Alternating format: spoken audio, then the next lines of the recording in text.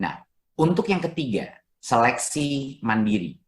Kita akan mendorong perubahan. Saat ini ada beberapa permasalahan dengan seleksi jalur mandiri. Menurut kami, tingginya keragaman jenis mekanisme antara PTN kita itu besar sekali. Besar sekali. Semuanya berbeda-beda. Dan akibatnya adalah tidak ada standarisasi yang mengatur transparansi dan akuntabilitas proses. Nah, apa ini dampaknya? Masyarakat banyak yang merasa dan punya persepsi bahwa jalur seleksi mandiri ini berpihak kepada mahasiswa yang punya kemampuan finansial tinggi. Banyak persepsi publik yang kadang-kadang skeptis dan tidak percaya tentang transparansi daripada proses jalur mandiri ini. Padahal PTN itu adalah instansi pemerintah yang harus memberikan pelayanan secara adil kepada masyarakat. Jadi, kami merasa seleksi jalur mandiri ini perlu memiliki standar transparansi yang sama antara PTN. Berikut. Apa kebijakan kita? Pemerintah akan mengatur agar seleksi mandiri ini dilaksanakan dengan lebih transparan. Step pertama kita akan mewajibkan PTN untuk mengumumkan sebelum pelaksanaan seleksi mandiri 4 hal. Satu adalah jumlah mahasiswa yang akan diterima masing-masing program studi dan fakultas. Kedua adalah metode penilaian calon mahasiswanya juga harus diumumkan secara transparan. Tes secara mandiri atau kerjasama tes melalui konsorsium, memanfaatkan nilai dari hasil seleksi nasional, dan lain-lain. Dan 3, berapa harus diumumkan sebelum seleksi mandiri, besaran biaya atau metode penentuan besaran biaya yang dibebankan bagi calon mahasiswa.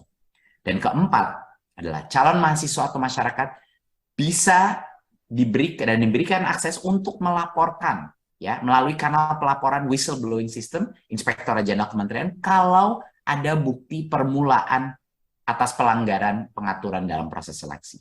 Jadi kalau ada apapun masih ada kanal untuk melakukan pelaporan, masih ada kanal di mana masyarakat bisa berpartisipasi untuk memonitor transparansi ini. Dan ini yang akan menguatkan filsafat penting kita dan akan kita sebut secara eksplisit dalam regulasi bahwa seleksi mandiri PTN harus berdasarkan seleksi akademis dan dilarang dikaitkan dengan tujuan komersial. Itu adalah garis besarnya adalah di situ. Berikut. Nah, sesudah pelaksanaan seleksi mandiri, PTN juga diwajibkan mengumumkan 1, jumlah peserta seleksi yang lulus dan juga sisa kuota yang masih belum terisi. 2, mengumumkan masa sanggah selama 5 hari kerja setelah pengumuman hasil seleksi. Ketiga, tata cara penyanggahan hasil seleksi harus diumumkan secara transparan.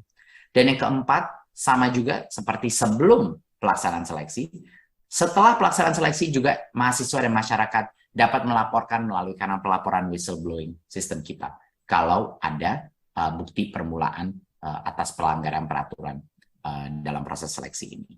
Jadi sekarang kita memberikan kemampuan untuk memonitor masing-masing PTN kembali kepada masyarakat. Kita mendorong PTN untuk mengumumkan aturan mainnya apa sebelum seleksi dan setelahnya. Dan masyarakat bisa melihat apakah proses yang dilalui setelah seleksi mandiri itu mengikuti apa yang dijanjikan dan diumumkan oleh masing-masing PTN. Sehingga kita punya sistem yang jauh lebih transparan dari sebelumnya. Berikut. Inilah masyarakat sekarang bisa berperan aktif dalam mengawasi proses seleksi secara mandiri PTN.